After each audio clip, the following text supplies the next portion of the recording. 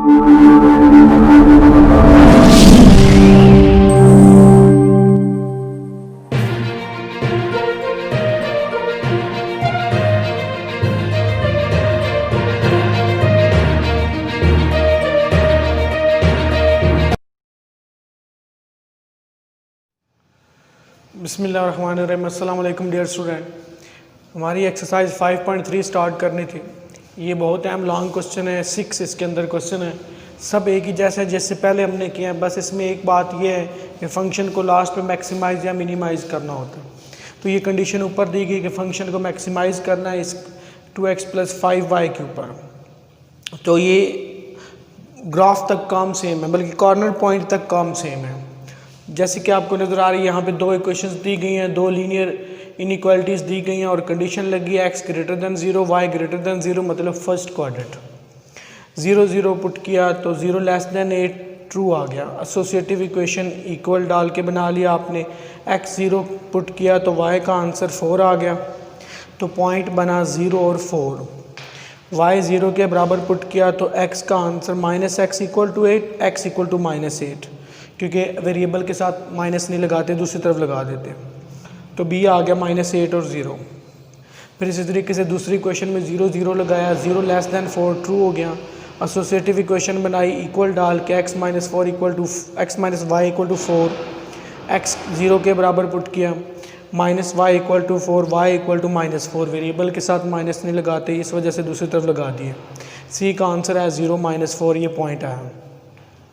y 0 के बराबर put किया, x का आंसर 4 आ गया, d आ गया 4 और 0।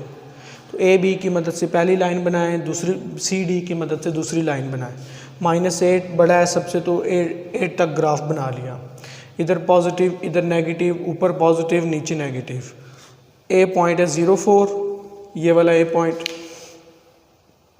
b है -8 और 0, ये वाला है, इसको मिला दिया, आगे करके बढ़ा दी, ये L1 यानी पहली लाइन आ गई।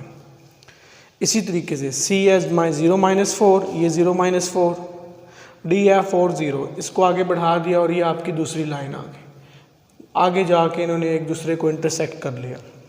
अब तीनों बातों का ख्याल रखना है, दोनों का कॉमन रीजन होना चाहिए, दोनों ट्रू होने चाहिए और फर्स्ट क्वाड्रेंट होना चाहिए। तो ये वाला सारा शेड कर दिया, दोनों ट्रू, ये इधर कॉमन भी हो गया और फर्स्ट क्वाड्रेंट भी हो गया।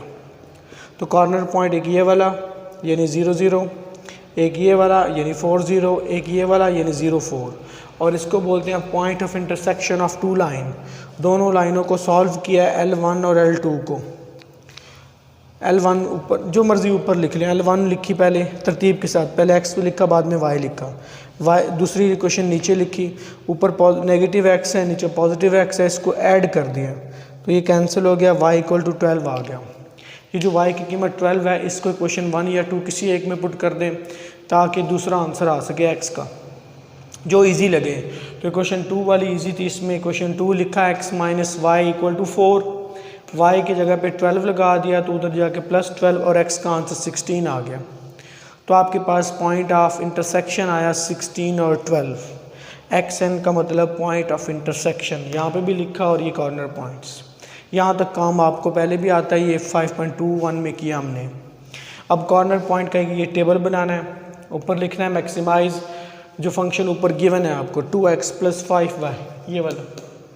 इधर कॉर्नर पॉइंट बारी बारी पुट कर देने, जो आपकी मर्ज़ी है पहले पुट कर ले। 0 0 पुट किया, x की जगह 0, y की जगह 0, आंसर 0 आ गया।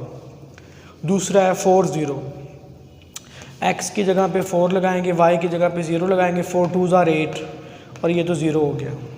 फिर 0 4, x की जगह 0 लगाएं, y की जगह 4 4 5 = 20।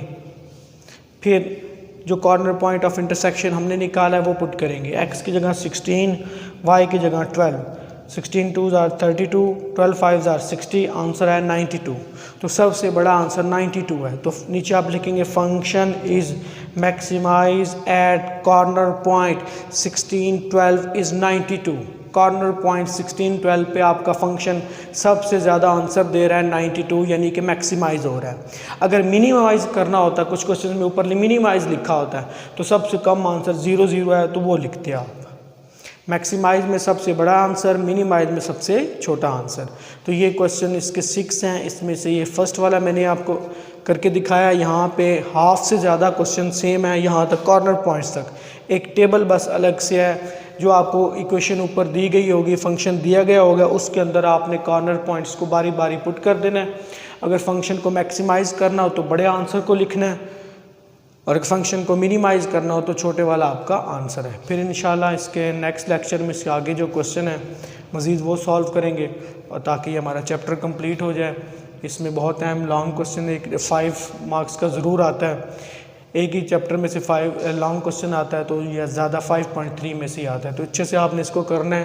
کوئی پرابلم ہو آپ کو آپ کمنٹس میں مینشن کریں, پھر آپ کو بتا دیا جائے گا. اوکے جی, اللہ حافظ.